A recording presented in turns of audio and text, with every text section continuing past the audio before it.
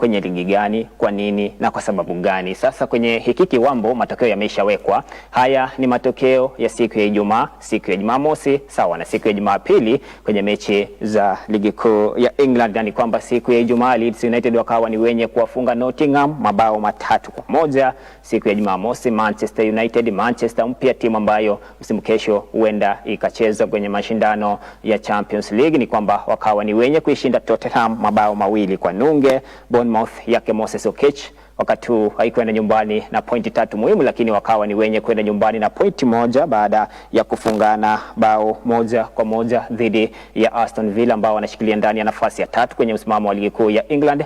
Arsenal ambao wanakisiwa kwamba huenda wakaendea kikombe msimu huu wakawa ni wenye kuipepeta na kuishinda timu ya Sunderland mabao yakiwa ni 3-0. Nayo timu ya Burnley ikawa ni yenye kushindwa na West Ham mabao 2-0. Fulham nayo ikapepetwa na kushindwa na Everton mabao 2-1. Wolverhampton ambao msimu huu hali yao ni ya wasiwasi mno na timu ya Chelsea ambayo inataka kwenda kucheza Champions League msimu kesho ikawa ni yenye kuishinda timu ya Wolverhampton mabao 3-1. Newcastle United wakiwa nyumbani kwao wakaambiwa, nyinyi ni wenyeji, sisi wageni Brentford, sisi wananyuki, tumekujia pointi 3 muhimu. Wakawa ni wenye kuwashinda mabao 3-2.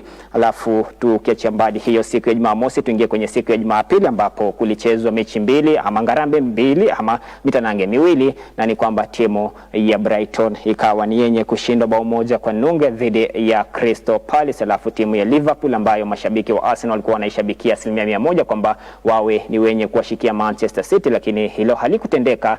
Mashabiki wa timu ya Chelsea sawa na Manchester United wakawa ni wenye kufurahikia kwamba timu ya Manchester City imeishinda timu ya Liverpool ikiwa ni mabao 2-1. Na kwa nini mashabiki wa Manchester United sawa na Chelsea walikuwa wanashabikia Manchester City? Kwa sababu timu ya Manchester United, timu ya Chelsea na timu ya Liverpool wanaangalia kuingia ndani ya top 4 msimu ukitamatika, lakini matokeo yakasimama hivi kwamba Manchester City imeshinda mabao 2-1. Nikulete ndani sasa mchambuzi wangu George Kayesi, na jaribu kuangalia, tuanze na siku ya Jumamosi, siku ambayo mechi mapema ilikuwa ni mechi ya Manchester United wakiwa nyumbani kwao.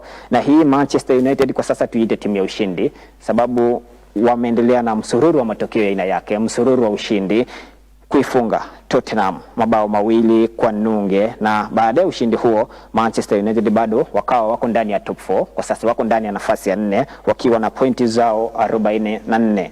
Je, msimu kitamatika, hii Manchester United unaiona wapi?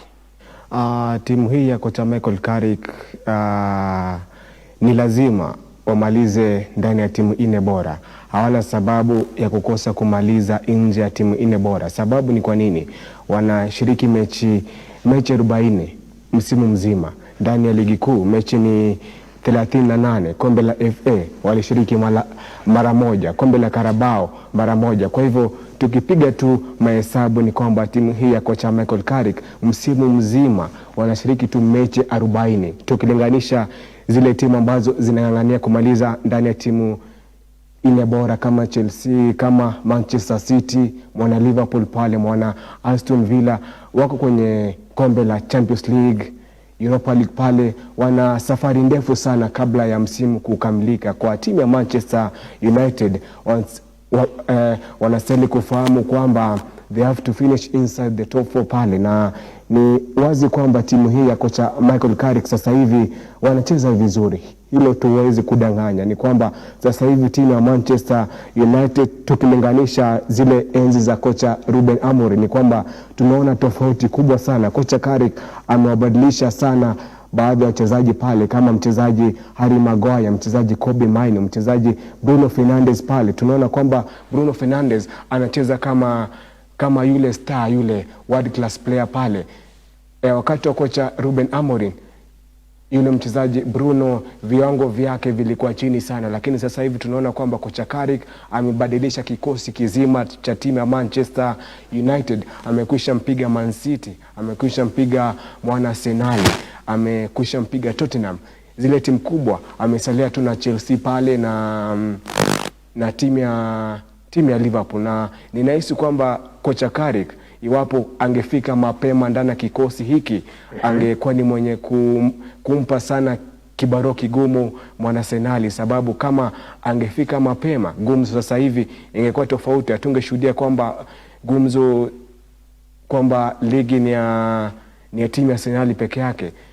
Wana Manchester wangekuwa ndani ya baadhi tu ya timu ambazo zinang'ang'ania kumaliza wakiwa mabingwa pale, na ni furaha sana sisi mashabiki wa soka kuona kwamba timu ya Manchester